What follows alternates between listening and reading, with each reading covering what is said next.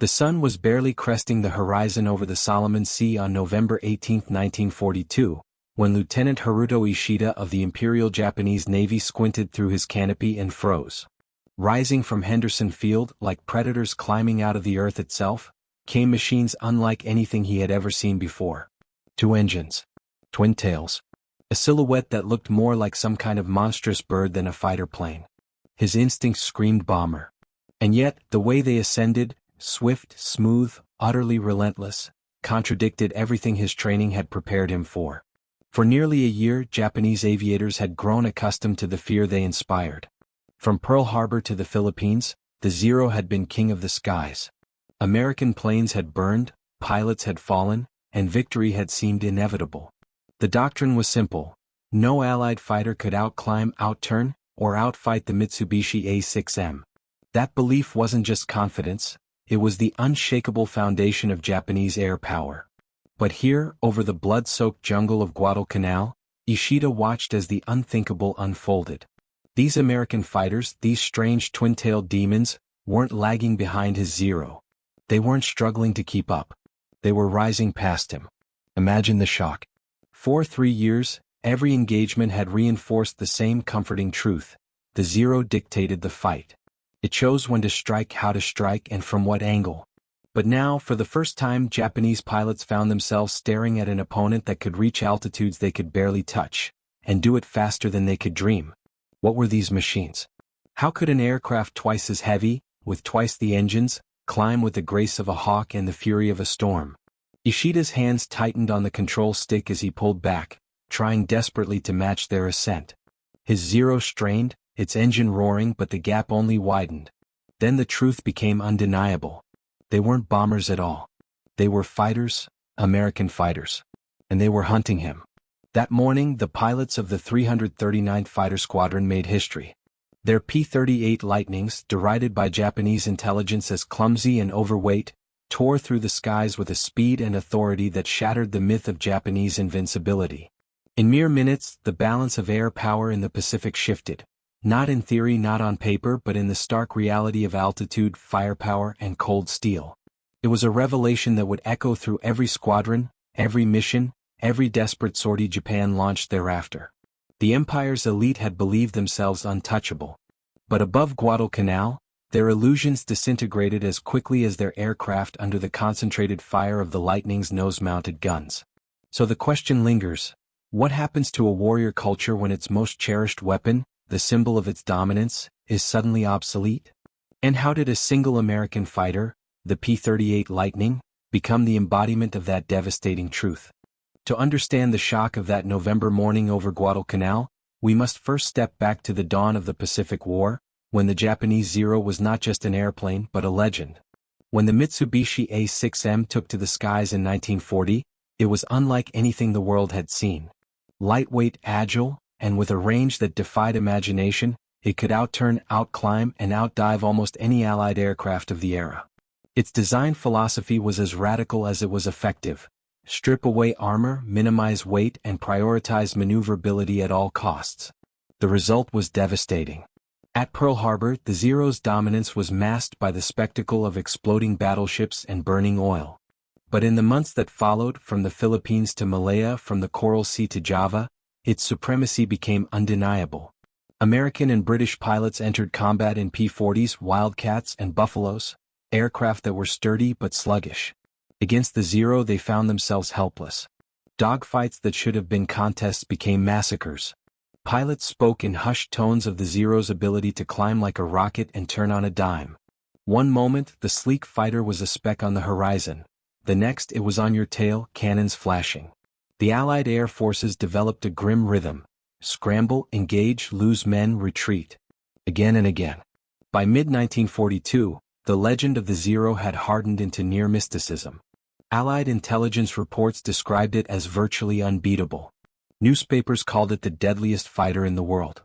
Even among American pilots, whispers circulated that no one could survive a turning fight with the A6M. The psychological toll was immense. Young aviators climbing into their cockpits knew they were outclassed. Their mission was survival, not victory. For Japan, the effect was the opposite: a sense of invulnerability, a belief that their warrior spirit and superior machine guaranteed control of the skies. But that supremacy came at a hidden cost. The Zero's brilliance lay in its extreme compromises. Its light frame gave it agility but also fragility. There was no armor to protect its pilot, no self-sealing fuel tanks to contain a fire. If hit, it burned. If struck, it shattered. Yet for a time, this vulnerability hardly mattered, because no one could get close enough to exploit it. Japanese strategists convinced themselves that the Zero's dominance would endure indefinitely. They underestimated two critical factors: American industry and American innovation. The United States was not a nation accustomed to accepting inferiority. Each defeat sparked analysis, experimentation, and adaptation. At first, this came in the form of tactics. Pilots like John Thatch devised methods to offset the Zero's agility, the famed Thatch weave, where two American planes covered each other in tight turns, frustrating Japanese pilots who expected easy kills. These tactics saved lives, but they did not change the fundamental truth. America needed a machine that could match the Zero and surpass it. Enter the Lockheed P-38 Lightning. At first glance, the Lightning seemed almost too radical to be real. Twin engines mounted on long booms. A central nacelle housing the cockpit and the devastating battery of 4.50 caliber machine guns and a 20mm cannon. A wingspan wider than a bomber's. To many it looked ungainly, even grotesque. Could such a beast ever dance with the nimble Zero? The Japanese thought not. Intelligence officers scoffed, describing the P-38 as clumsy, incapable of real dogfighting. They assumed its bulk would doom it in the tight spirals and furious turns that had given the Zero its reputation. And for a while the Lightning remained untested in the Pacific. It flew patrols, escorted bombers, hunted submarines. Its potential as a dueling fighter remained theoretical. But war has a way of testing theories in the harshest possible light. And when the P-38 finally clashed with the Zero, all the assumptions, Japanese confidence, Allied despair, intelligence reports, tactical manuals, would be torn apart in minutes. Because the Lightning did not play by the old rules. It didn't need to turn tighter than the Zero. It didn't need to match its spirals. It brought an entirely new set of strengths to the fight: blistering speed, unmatched climb rate, devastating firepower, and the ability to dive away from danger at velocities the fragile Zero could never follow. The era of being hunted was ending. The era of the hunter had begun. So when Lieutenant Haruto Ishida and his comrades first saw the twin tails glinting in the Pacific sun, they weren't just seeing another airplane. They were witnessing the collapse of a myth.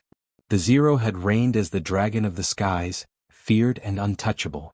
But dragons too can bleed. And on that morning over Guadalcanal, the P-38 Lightning drew the first cut. To grasp why the Lockheed P-38 Lightning stunned both friend and foe, we need to understand just how radical it was when it first rolled out of Burbank, California.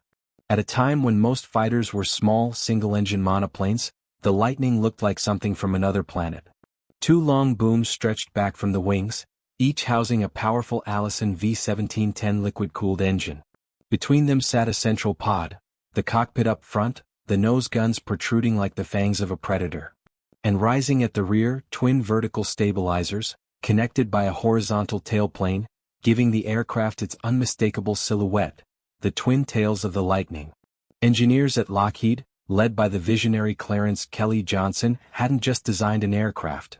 They had reinvented the very idea of what a fighter could be. Why two engines? At the time, it was unheard of for a frontline fighter. Two engines meant more weight, more complexity, more fuel consumption. But Johnson saw advantages. The twin Allisons, each turbo-supercharged, gave the Lightning raw power, over 3,000 combined horsepower at altitude. Where single-engine fighters strained to reach 350 miles per hour, the P-38 could exceed 400. Where rivals gasped for air above 25,000 feet, the Lightning soared comfortably. In combat this meant something vital: initiative. Pilots could dictate the terms of engagement. If they wanted to fight, they could close the distance with speed. If the odds turned against them, they could dive away at velocities so extreme the Zero's fragile frame would disintegrate trying to follow. But speed was only half the equation. The placement of the guns, 4.50 caliber Browning machine guns and a 20mm Hispano cannon, in the nose was a revolutionary feature. Other fighters with wing-mounted guns relied on convergence. Bullets fired at an angle designed to cross at a set range. Too close or too far, and much of the firepower was wasted. The Lightning had no such limitation. Its guns fired straight ahead in a tight cluster, delivering a storm of lead and explosive shells at any range. For a Japanese pilot accustomed to dogfights lasting minutes, weaving and twisting in endless spirals, the experience of facing a P-38 was shocking. Battles ended in seconds. A single burst from a Lightning could rip a Zero apart. Then there was endurance. With massive internal fuel tanks and the ability to carry drop tanks, the P-38 could stay aloft for hours. Twice, even 3 times as long as most contemporary fighters. In the Pacific, where distances stretched across hundreds of miles of open ocean, this was more than a technical detail. It was survival. The Zero's long range had been its ace card in 1941 and 1942, allowing Japanese pilots to strike far and wide. But by late 1942 the Lightning could do the same, and with more firepower, more protection, and more resilience. And resilience was another hidden strength. Unlike the Zero, the Lightning was built with armor protection for its pilot and self-sealing fuel tanks. Could take hits and keep flying. Reports circulated of P-38s returning to base with one engine out, wings riddled with bullets, even whole chunks of fuselage missing.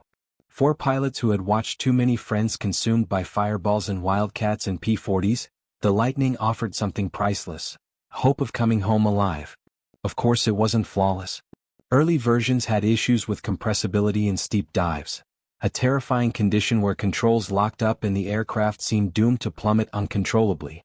Pilots died learning its limits. Engineers scrambled to introduce dive flaps and technical fixes. The Lightning also required careful handling. It was big, heavy, and unforgiving to the inexperienced. Yet those who mastered it swore by it. Major Richard Bong, America's top ace of the war with 40 victories, flew the P-38. So did Thomas Maguire, Charles McDonald, and dozens of other Pacific legends. They called it the fork-tailed devil, borrowing the nickname whispered by their German adversaries in Europe. But perhaps its greatest weapon wasn't technical at all. It was psychological. For Japanese pilots so used to the sight of squat Wildcats and P-40s struggling in their wake, the Lightning was something new, something unsettling. It didn't fight the way they expected. It didn't enter the deadly turning contests where the Zero reigned supreme. Instead, it streaked in from altitude, struck with devastating precision, and was gone before a counterattack could form. What do you do when your old tricks stop working? When the tactics you trusted, the maneuvers that brought you victory after victory, suddenly fail? For the men in the cockpits of the Zero, this was the cruel revelation of 1942 and 1943. Their beloved aircraft had not changed, but the war had. The twin tails of the Lightning weren't just a design feature. They were a symbol. A warning. A declaration that the age of Japanese air supremacy was ending, and that the skies belonged now to a new predator.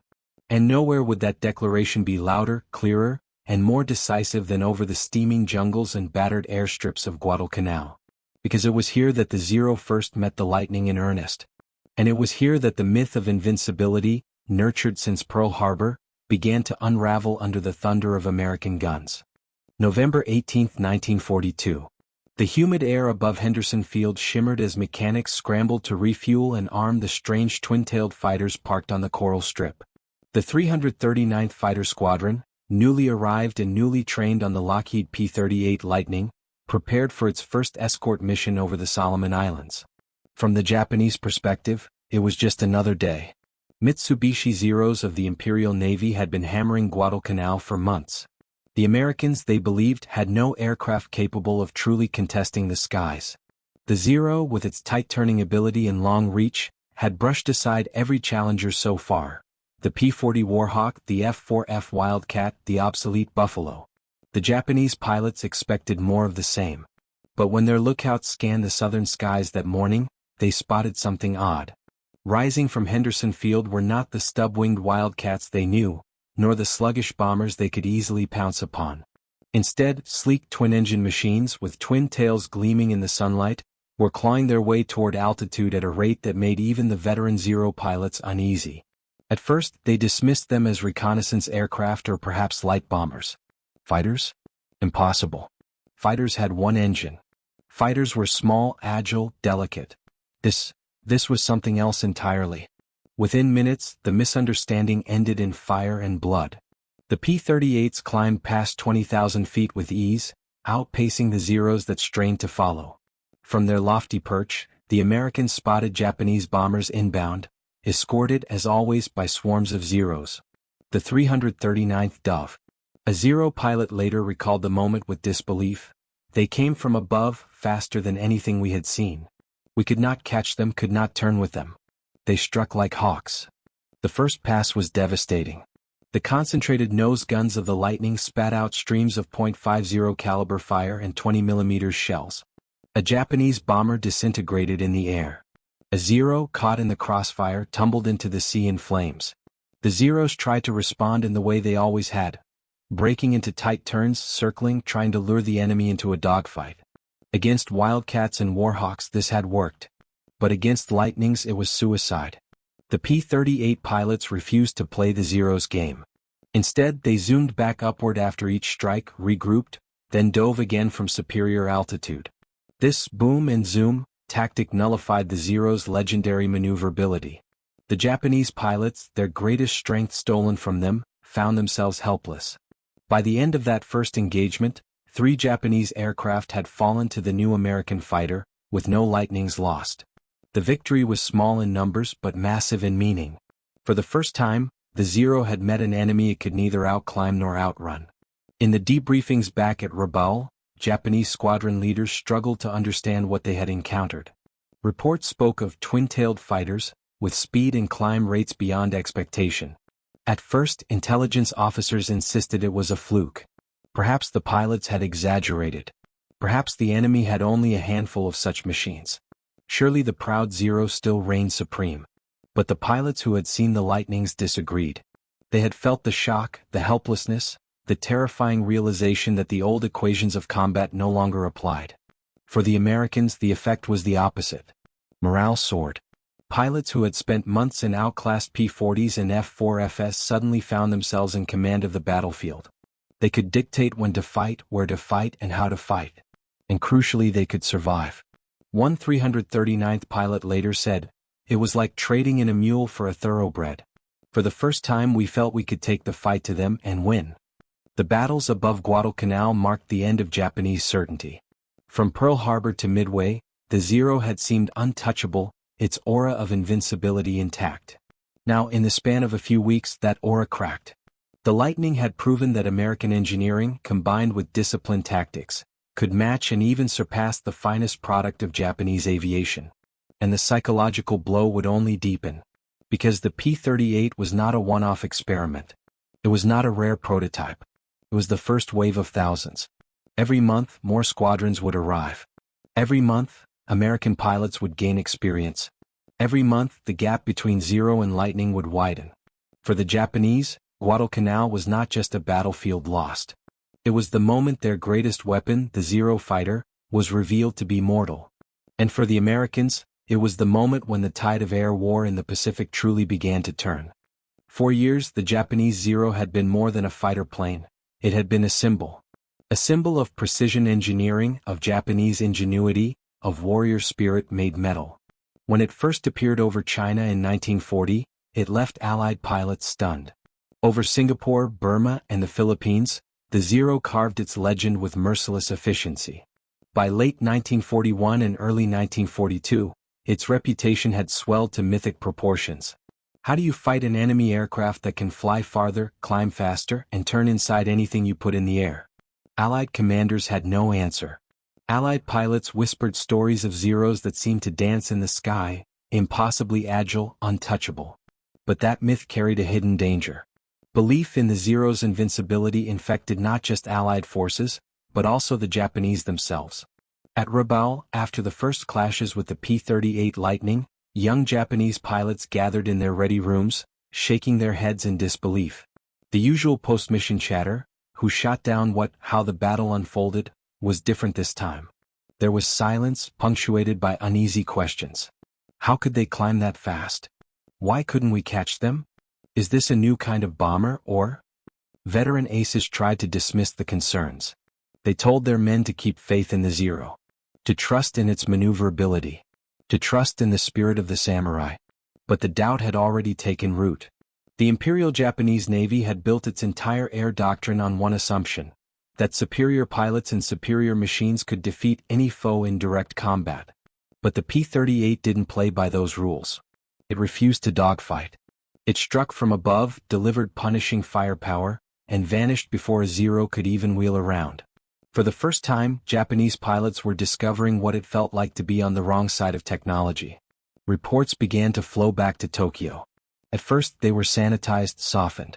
Official communiques spoke of strange new aircraft that posed unexpected challenges. But in private diaries, in mess halls, and in hushed conversations, the truth spread. There was now an American fighter that could not be outflown. This was more than a tactical problem. It was an existential one. For years, the Zero had been presented to the Japanese people as an extension of their national character: nimble, daring, unstoppable. Every newspaper headline reinforced the legend. Every victory told the same story: Japanese spirit, Japanese skill, Japanese aircraft were destined to dominate the skies. So what happens when that story unravels in front of your eyes? One pilot, writing to his family in late 1942, confessed, "The enemy has an aircraft that climbs like a dragon and dives like a thunderbolt. We could not touch them. I tell you this because I cannot lie. The war in the air is changing and it frightens me." Fear. That word had been absent from Japanese aviation since the war began. Now it crept in, uninvited, undeniable. The shock was not just technical but cultural. Japanese naval aviators had been taught since training that courage and willpower were the ultimate weapons.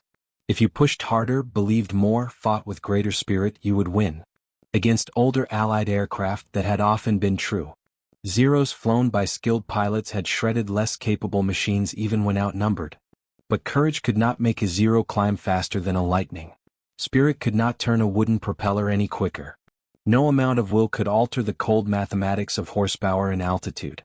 And in those numbers, the P-38 Lightning held all the cards. It was faster at altitude. It carried more devastating concentrated firepower. It had twin engines, offering a chance to survive even when damaged. Its turbo-superchargers gave it power where the Zero gasped for breath. Every clash over the Solomons drove the point home. The old methods no longer worked. The tight spiraling turns, the sudden nose-ups, the disciplined formations, all of it crumbled when faced with a fighter that dictated the fight from above. By early 1943, the erosion of confidence was visible in Japanese tactics themselves. Once aggressive, Zero pilots began to hesitate.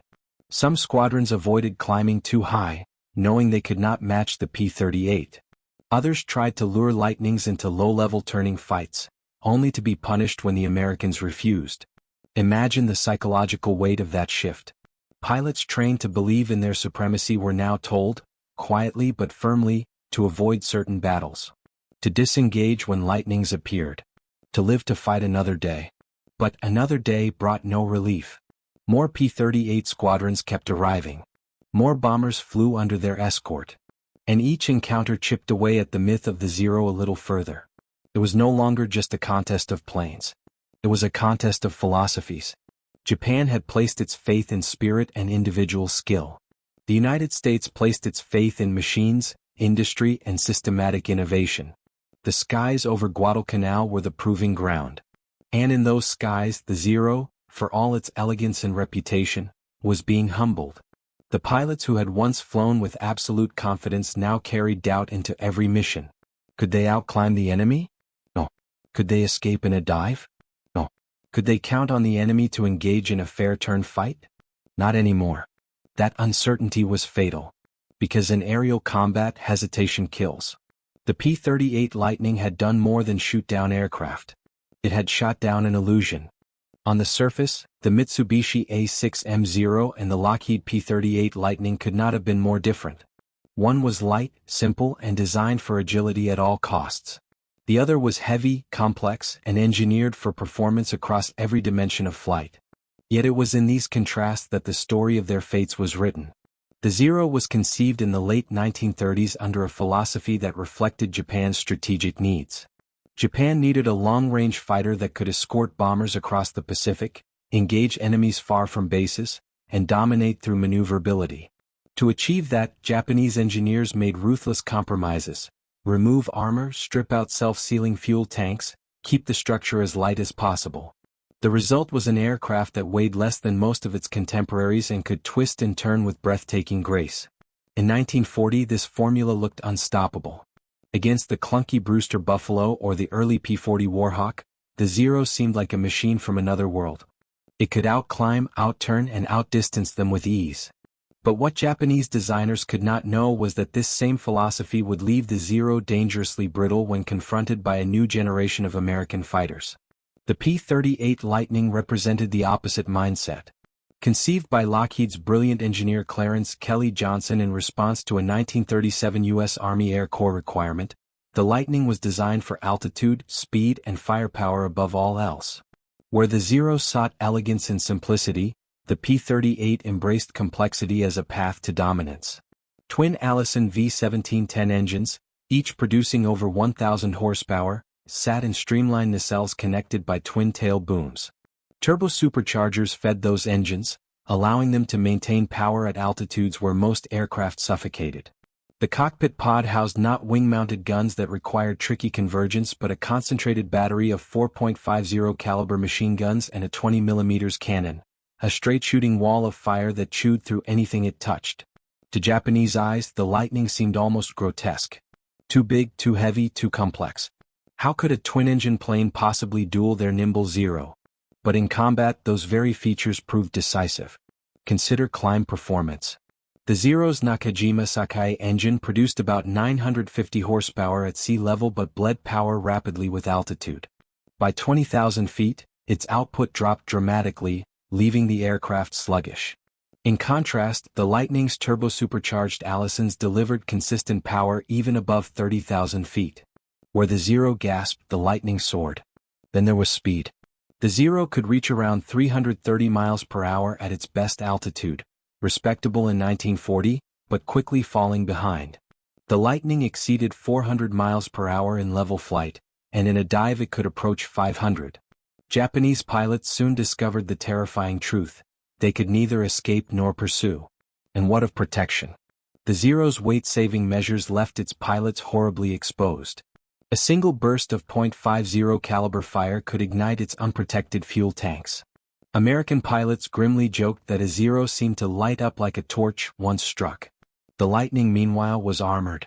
Its pilots sat behind protective plating, its tanks were self-sealing, and its twin engines meant it could limp home even when badly damaged.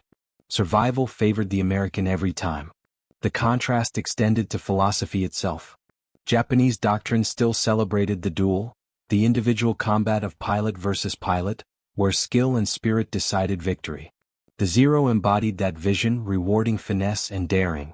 But the Lightning was built for a different kind of war. It was a weapon of attrition, designed to escort bombers across vast distances, strike hard from advantageous positions, and return to fight another day. It was less about the glory of the duel and more about the mathematics of supremacy. And those mathematics were brutal.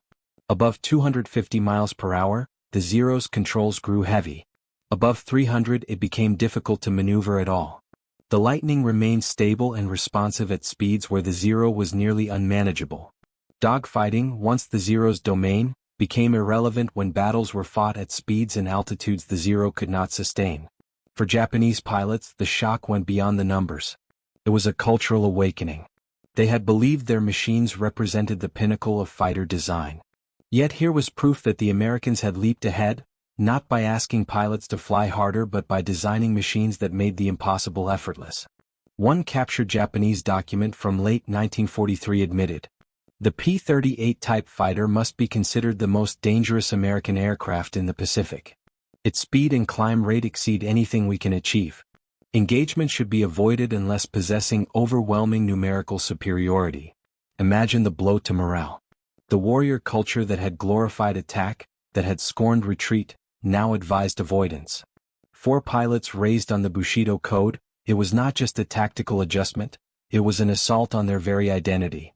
Meanwhile, American pilots reveled in the advantages. The Lightning demanded skill to master. Its twin engines and unusual aerodynamics intimidated newcomers. But once mastered, it gave them control of the sky. They no longer needed to risk turn fights. They could dictate the fight on their terms, strike from above and disengage at will. Technology, not courage, was now the arbiter of victory. And technology favored the Americans. As 1943 unfolded, the chasm only widened. New P-38 models introduced boosted ailerons for faster roll rates, improved cockpit heating for long missions and ever better engines. The Zero, by contrast, stagnated. Efforts to upgrade it were hampered by Japan's limited industrial capacity and dwindling resources.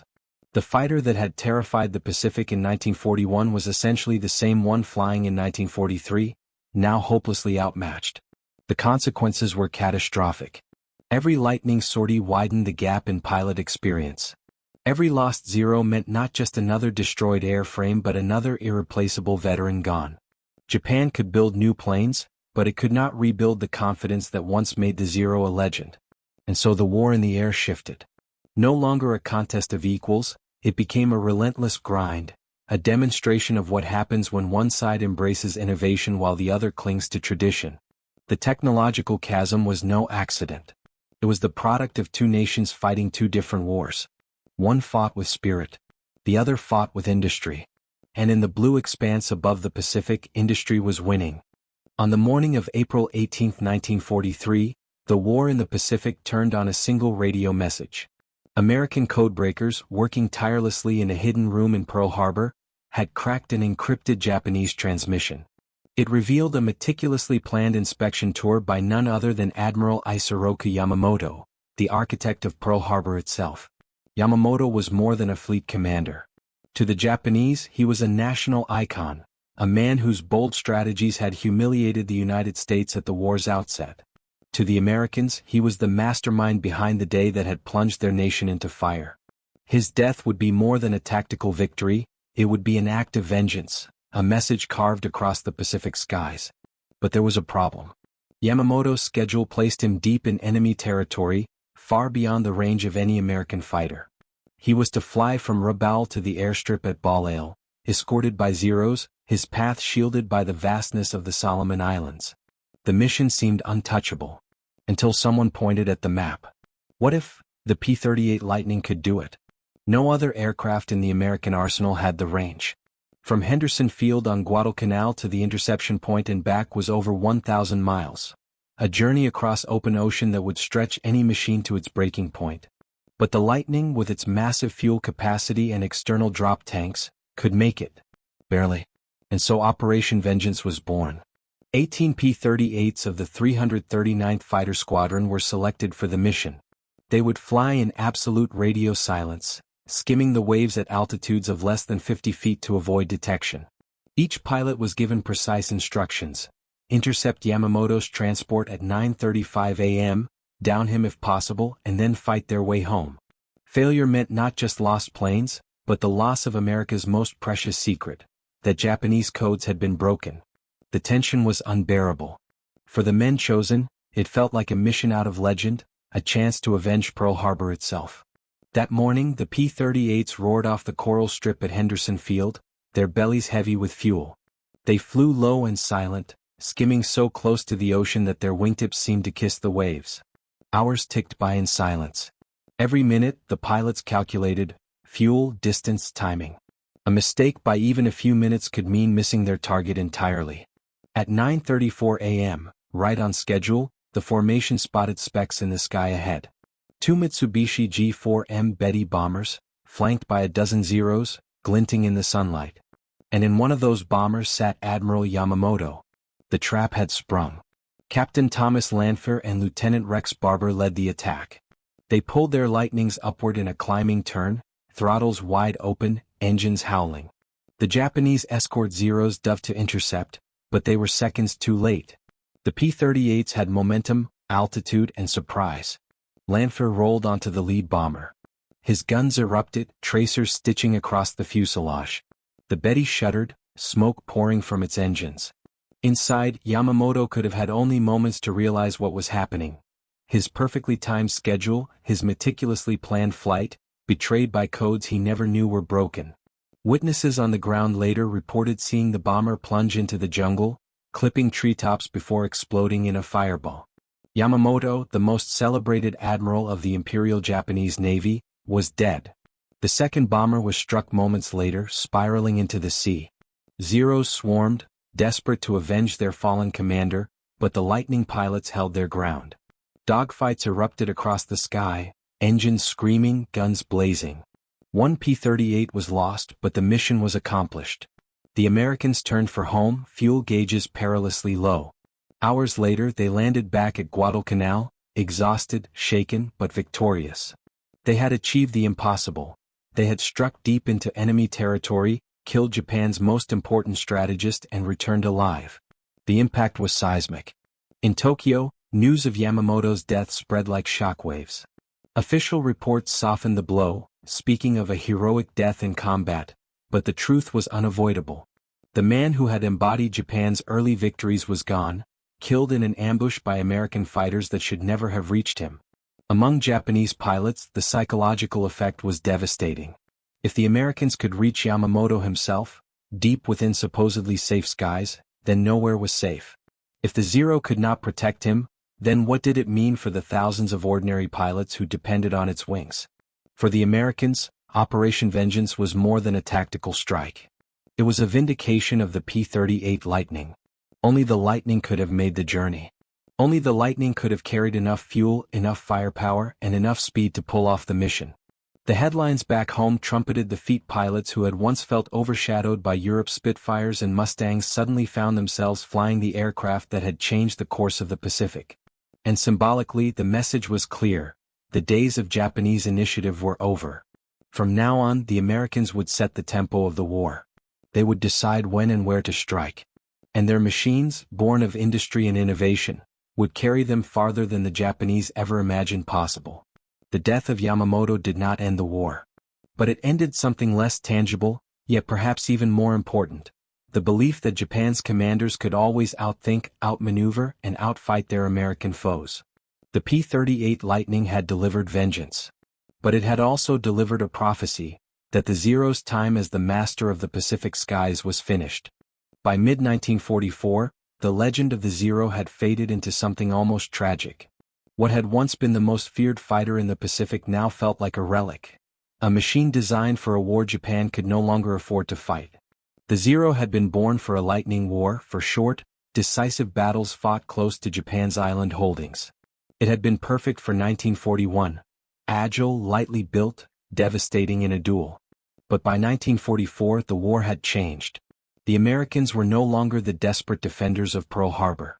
They were an industrial juggernaut, moving forward island by island, carrier by carrier, bringing with them machines like the P-38 Lightning that had been designed to wage war across oceans. And so the roles reversed. The hunters had become the hunted. At Saipan, Guam, and the Philippines, the skies told the story. Lightning formations sliced into Japanese air raids, their twin engines giving them both speed and resilience the Zero could not match. Zeros dove and twisted, trying to force turning duels, but the Americans no longer obliged. They had learned the Zero's tricks. They climbed higher, attacked in pairs, used slashing dives and disciplined teamwork. Where once a lone Zero could terrorize an entire formation, now it was often the opposite. Isolated Japanese pilots found themselves surrounded by coordinated American wings. One Japanese ace, writing after the war, admitted bitterly that by 1944, climbing into a Zero felt like climbing into history itself. A machine from another age sent to fight battles it could no longer win. The Americans, he said, fought not just with aircraft, but with factories, oil reserves, and logistics that seemed to stretch endlessly across the horizon. The P-38 epitomized that reality. Its silhouette was now a familiar sight from New Guinea to the Philippines, the double tail glinting in the sun, the howl of its engines echoing over jungle airstrips and volcanic ridges. It escorted bombers to Japan, hunted shipping, prowled the skies for reconnaissance, and delivered death to targets that had once been untouchable. And everywhere it went, the Zero faded.